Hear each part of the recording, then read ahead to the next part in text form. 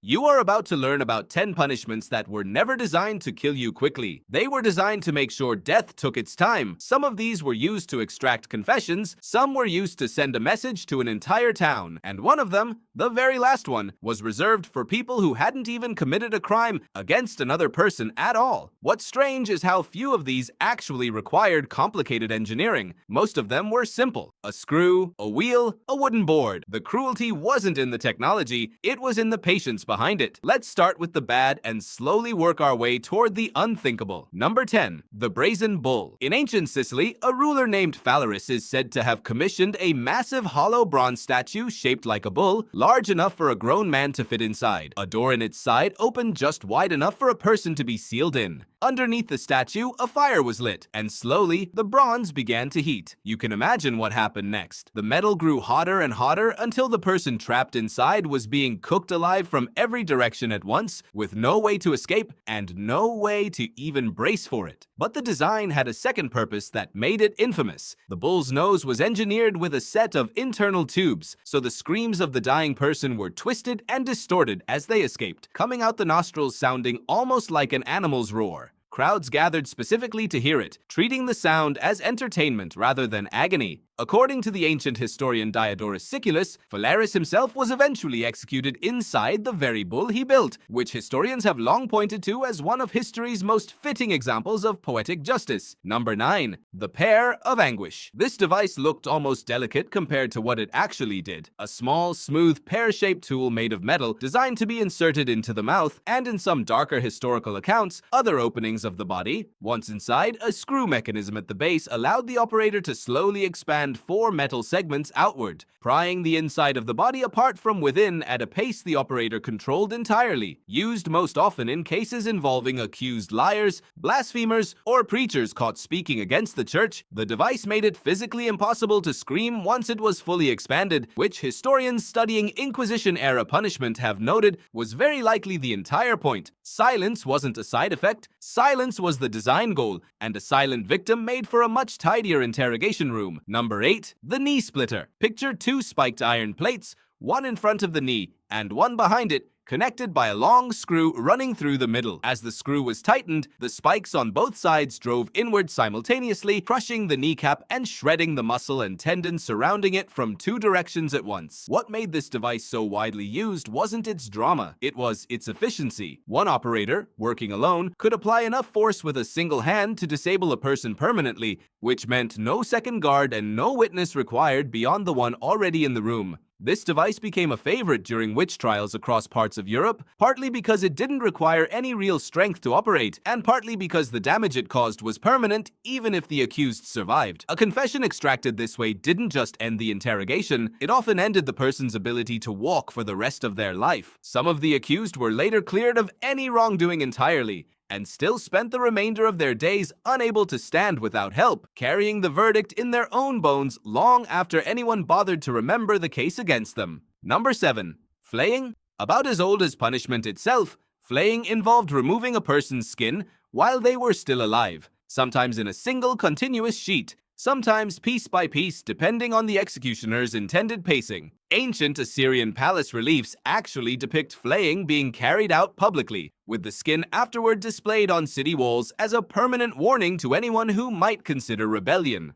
The cruelty here wasn't only physical. Human skin contains an enormous concentration of nerve endings, which means flaying produces a level of pain that modern medicine still struggles to fully quantify, all while the person remained conscious for as long as their circulatory system could hold out. Some historical accounts describe victims surviving for hours after the process was complete, which tells you everything about how carefully this method was designed to prolong suffering rather than simply end a life. Number 6. The Breaking Wheel. Also known as the Catherine wheel, this device strapped a person across a large wooden wheel, limbs stretched outward between the spokes. An executioner, often a trained specialist with years of practice, would then strike each limb with a hammer in a specific order, shattering bones one at a time while keeping the person alive and conscious between blows. The wheel itself would sometimes be slowly rotated afterward, lifting the broken body up so the surrounding crowd could see clearly before the final fatal blow was delivered, often hours later. executioners who killed too quickly were considered to have failed at their job, since the entire spectacle was structured around pacing, not speed, and a fast death gave the watching crowd nothing to remember. Number 5. The Brodikins, a French crushing device used heavily during witch trials and treason interrogations. The Brodikins clamped a person's legs between 4 wooden boards. Wedges were then driven in one at a time with a mallet, slowly compressing the leg from both sides until the bones cracked and the marrow itself was forced outward through the splintering wood. What separated this method from a simple beating was the deliberate slowness built into every stage. Court records from the period describe interrogators adding wedges gradually across hours, pausing between each one specifically to ask questions, using the anticipation of the next strike as leverage just as much as the pain of the last one. Some surviving transcripts even record the accused begging for the next wedge to come faster, simply to end the waiting, which tells you which part of the process was actually doing the damage. Number 4. Impalement. Used across multiple empires throughout history, most infamously associated with rulers who wanted their reputation for cruelty to travel faster than their armies, impalement involved forcing a long, greased stake through the body, positioned carefully to avoid vital organs so death would take as long as possible. Victims were sometimes left standing upright along busy roads for days, a visible warning to anyone passing through the region. Some historical accounts describe specially angled stakes designed to keep a person alive for over a full day, which meant the screaming itself became part of the warning, audible long before travelers ever saw the body waiting for them at the roadside. Number 3. Crucifixion. Long before it became a religious symbol, crucifixion was simply Roman state punishment, reserved specifically for slaves, rebels, and enemies of the state, deliberately excluded from use on Roman citizens because it was considered too humiliating and too slow even by Roman standards. Death rarely came from the nails themselves. It came from slow suffocation, as the weight of the body made breathing increasingly difficult over hours, sometimes days, as the muscles needed to lift the chest simply gave out from exhaustion. Roman writers, including the statesman Cicero, openly described crucifixion as the cruelest and most disgraceful of all punishments, which is a remarkable thing to read, considering nearly everything else on this list came from cultures that rarely admitted their own punishments were excessive. Number 2. Scaphism. Used by the ancient Persian Empire specifically against people convicted of murder, this method began with the condemned person placed inside a small wooden boat, restrained on their back, arms and legs forced through cutout holes on the sides. They were then force-fed enormous amounts of milk and honey, repeated daily, while their entire exposed body was lathered in the same sticky mixture. The boat was set adrift on a still lake under direct sunlight. The honey did 2 things at once. It attracted insects relentlessly to every inch of exposed skin, and it triggered severe diarrhea, which combined with the heat to invite infection and infestation from the inside out as well. A Byzantine writer named Joannes Zonaras documented one case where a man reportedly survived 17 days inside the boat before finally dying. His body consumed from both directions simultaneously while he remained conscious for most of it. Number 1. Live entombment. In ancient Rome, a Vestal virgin, one of the priestesses sworn to lifelong chastity in service of the goddess Vesta, who broke that vow faced a punishment unlike anything else on this list because it wasn't designed to look like an execution at all. Roman law forbade the direct killing of a Vestal, so instead, the condemned woman was led in a sealed, curtained procession through the city, lowered into a small underground chamber that had been stocked with a lamp, a bed, and a few days' worth of food and water, and then sealed in from above with earth packed over the entrance. No blade touched her, no fire was lit. By the letter of Roman law, no one had killed her at all. She simply ran out of air, light, and time, alone, underground, while the city above her continued exactly as it had the day before. The Roman writer Pliny the Younger referenced these burials with visible discomfort even by the standards of his own era, noting how unsettling it was that a punishment requiring no visible violence at all could still be the cruelest one on the books. You came into this expecting devices, spikes, blades, fire, things built to look brutal from the outside, but the worst punishment in human history needed none of that. It needed a hole in the ground, a few days of food, and a society willing to look away while the air slowly ran out. That's the part that should actually stay with you long after this video ends. Every device on this list, from the bronze bull to the wooden boards, depended on one shared ingredient that had nothing to do with iron or fire: time. The slower the suffering, the louder the lesson it taught everyone watching. Cruelty doesn't require cruelty to look cruel. Sometimes it only requires silence, a closed door, and enough time.